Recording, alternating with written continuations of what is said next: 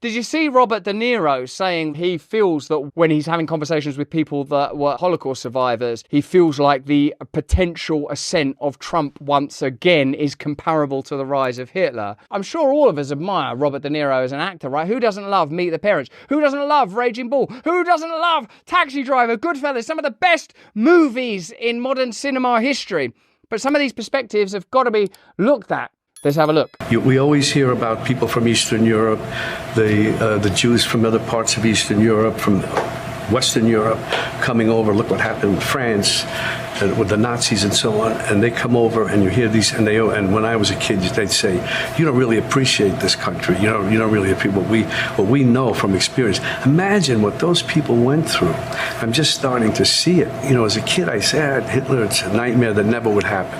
But now I see that it's possible. But those people, and sometimes I run into some people who are close to my age who are from Eastern European countries or even Nazi Germany, and you understand it. So what De Niro is describing is his personal fear that a second Trump term will lead to Nazism, to pogroms, to the execution of religious minorities. And Robert De Niro is not alone in believing that. And in fact, there's a clear reason for those, I would say, I'm going to say hysterical views. That hysteria is deliberately generated by the legacy media. You see it every day. Bloodbath, bloodbath, bloodbath. When he said bloodbath, there's no way he was just using a popular phrase. He's talking about a bath all with blood in it. We have seen hysteria continually around the subject of Donald Trump, and now we are beginning to see the fruits of that hysteria. People claiming that a second Trump term would be akin to the rise of Adolf Hitler. But my concerns are more in alignment with the concerns of that great American political figure and orator, JFK. For we are opposed around the world by a monolithic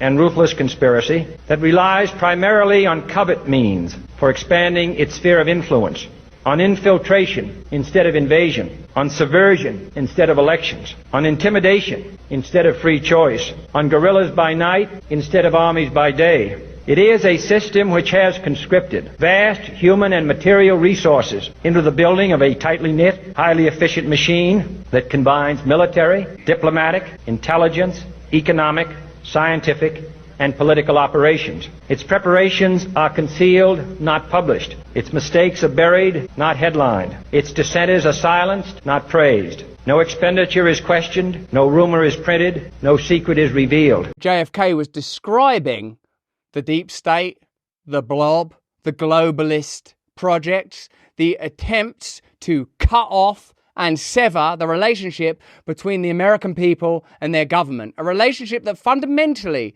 is supposed to mean that through representation and through the will of the people, government is organised. And he's saying this in 1960. We've just been through Nazism. In fact, some of the best Nazi scientists have been brought on board. Come to Cape Canaveral, Fritz. We're going to need some of that expertise, right?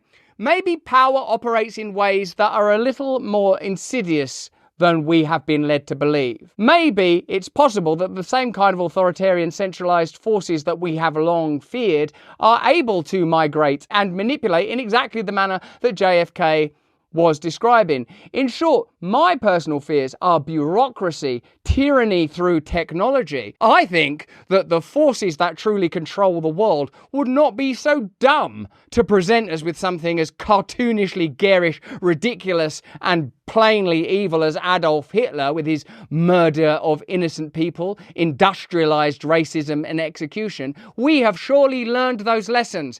We can't bring you this earth-shattering, paradigm-changing content without the support of our partners and without clear heads. That's why I'm happy to tell you that AirTech are the only published, peer-reviewed, patented EMF protection solution. That means electromagnetic field, you know that. Trusted by experts, neuroscientists, doctors, biohackers, and pro-fighting athlete cage fighters. Its effectiveness has been proven in real time using EEG brain scan demonstrations. Remove the fear and unknown levels of daily exposure and have peace of mind with AirsTech LifeTune protection. Over 20 years invested in research and development, AirsTech technology creates synergy between you and your devices by modulating and transforming chaotic frequencies to match our own biological energy. Unlock better wellness. Go to airstech.com and use the code Russell30 for 30% off your entire purchase. Have one of these in your area. And remember, if you're an awakened wonder, you can see in our 5G video exactly why this stuff is so important. So take advantage of this offer. Click the link in the description. Let's get back to the content, baby. Let's have a look at how the FBI, a deep state power, was able to stage the claims that were made against Donald Trump and the apparently, what's that word? Classified. That's that word I've been groping around for. Classified documents that Donald Trump is being indicted for being in possession of. In terms of the classified documents case, I remember the infamous picture that the FBI took of all those classified documents that they said that they took from Mar-a-Lago. Specifically, tell me about what you're saying, that what evidence was tampered with, and did the FBI tamper with this? Yeah, so that famous photograph, what we have now learned, and the government has had, Jack Smith and his prosecutors have had to admit, is that was staged, and those top secret classified sheets that all the public saw and said, oh my God, look at those top secret documents, those were placed there by the FBI, and what Jack Smith admitted in court this week was that, in his words, they mishandled the classified documents and misrepresented those to the court. Maria, that's a kind way of saying we tampered with the evidence and then we lied to the court about it.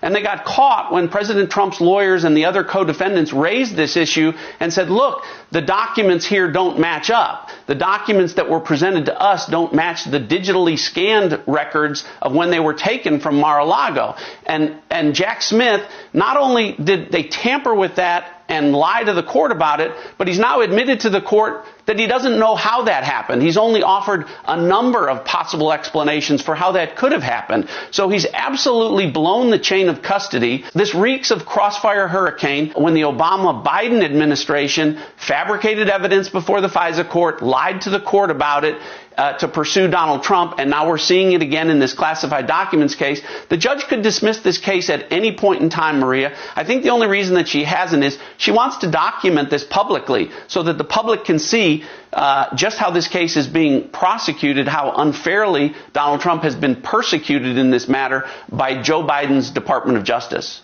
That is extraordinary. Again, remember JFK's words. Deep state interests that act as guerrillas by night, not warfare through the day. Do you think that this is the judiciary being used to target Donald Trump? Or do you think there are genuine and legitimate concerns that he used campaign money in the incorrect way, that there are a variety of allegations about his personal life? It's very inconvenient if that is the perspective that is being peddled, that the FBI tampered with evidence. So like De Niro, I am afraid. And you are afraid too, aren't you? That power is making insidious moves behind the scenes in exactly the way that JFK described. That power is coming, centralizing, authoritarianism is on the rise. My fear is not that Donald Trump is the greatest threat that faces America. My fear is the forces that marshal Joe Biden, those that pull the strings, are the greatest fear. And in our country, the forces that are behind the Labour Party, globalist powers, not defined, as far as we know, by any ideology other than the acquisition of power and dominion. This is not some covert description of any group or minority or religion or ideology. There is no time for racism of any kind. There is no time for hatred of any kind. There is time only for immediate awakening, for the threat we face is real. Robert De Niro fears that Trump is some repurposed, reversioned attempt at the militaristic dictatorships of the 20th century. But what you and I rightly fear is that Orwell, Huxley and Kafka were right.